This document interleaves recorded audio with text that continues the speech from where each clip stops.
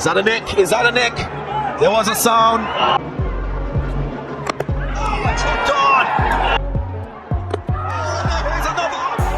What a delivery. करते हैं, खास करके जो स्लो डिलीवरी करते हैं वो एक्शन इतना नुमाया है, वो कहाँ से प्लान कर आते हैं? ওটা আমার ন্যাচারাল, আমি প্রথম থেকে ওইটাই আপনার, আর আমি আমার বিশ্বাস আছে যে আমি ওইটাতেই আমি সাকসেস হব। ইংলিশ বলতে না পারলেও বুঝতে পারি, উপস্থাপকের প্রশ্নে হেসে যা বললেন মুস্তাফিজুর।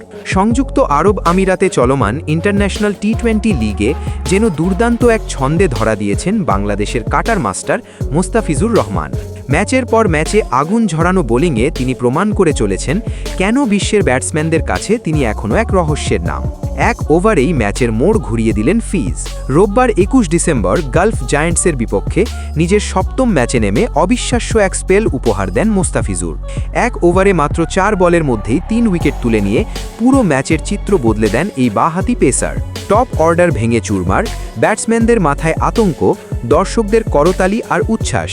ফলাফল দুবাই ক্যাপিটালসের বড় জয়, আর ম্যাচ শেষে ম্যান অফ দ্য ম্যাচ নির্বাচিত হন মুস্তাফিজুর রহমান। ম্যাচ শেষে উপস্থাপকের প্রশ্নে ফিজের হাসির জবাব। ম্যাচ সেরা হয়ে পুরস্কার নিতে এসে ঘটে এক মজার মুহূর্ত। উপস্থাপিকা ইংরেজিতে প্রশ্ন ছুড়ে দেন মুস্তাফিজুরের দিকে। প্রশ্ন শুনেই প্রথমে হেসে ফেলেন ফিজ, এরপর ক্যামেরার সামনে দাঁড়িয়ে দেন এক স্মরণীয় জবাব। মুস্তাফিজুর বলেন, ইংলিশ বলতে না পারলেও বুঝতে পারি। টি-20 লিগ খেলতে খেলতে এতদিনে ইংলিশ বোঝা শিখে গেছি, তাই ইংলিশে বলে আমাকে বোকা বানানোর চেষ্টা করবেন না। এরপর হালকা হাসি দিয়ে যোগ করেন, আপনার প্রশ্নের উত্তর আমি বাংলাতেই দিচ্ছি। এই মন্তব্যে মুহূর্তেই স্টেডিয়ামে হাসির রোল, সোশ্যাল মিডিয়ায় ভাইরাল।